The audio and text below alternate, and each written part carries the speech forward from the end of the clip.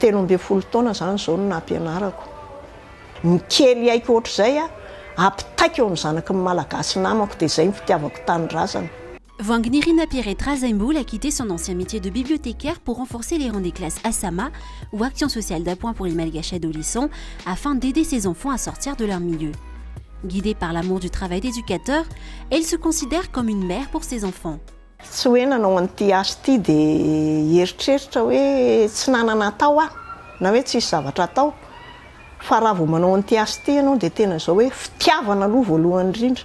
Raha vao tsisy fitiavana ankizy ianao na tsy manam-pitiavana tsy mahavita an'ity asa ity. Iainanao ato ny fofona rehetrarehetra. À part les insultes et les gros mots qu'elle entend tous les jours, ses enfants sont aussi. C'est sa tâche la plus lourde, indique Madame Pierrette, faire en sorte que ses enfants soient propres. Elle a déjà tout essayé. Zay zany tena hitako tena zavatra sarotra amiko. Le hoe ahoana momba an'ireto ankizy reto sy ny fitafiany any amin'ilay ray aman-dreniny za tsy afaka hanana savony dia omenanao hoe andana sasao ny lambandriana ohatr'izany. De plus, les parents eux-mêmes incitent leurs enfants à mendier. Lors des descentes sur terrain, elle voit ses élèves travailler entre guillemets. C'est dur pour elle de les voir ainsi, indique-t-elle, et elle estime de son devoir de les intégrer en milieu scolaire.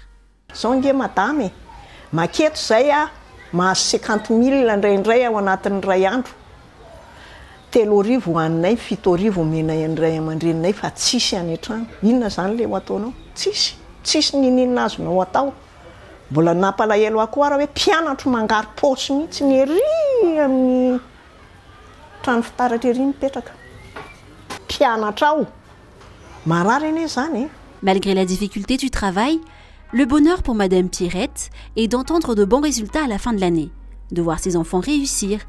Parmi ses élèves, certains ont même obtenu le bac, d'autres travaillent dans de grands hôtels de la capitale. Tena nafaly azy zay nazahoako zay hoe vokatra tsara. Teo aloha teo tena tamin'ny heritaona angamba kelikely ny afaka fa raha zany tany aloha rehetrarehetra zany tena vokatra tsara 77%, 70%. Ary zay ny tena mampiazakazaka ny olona raha hoe andeha hianatra any. Madame Pierrette consacre son temps aux enfants, mais n'oublie pas les parents afin que ces derniers participent à l'éducation de leurs enfants. Efa mba nanetana ihany hoe manana fotoana isakasabotsy hariva dia zay tsy mahay mamaky teny ho ampianariko mamaky teny. Dia itsika koa mila mifana be hoe ho ray aman-dreny tena ho tompona ndraikitra ianao.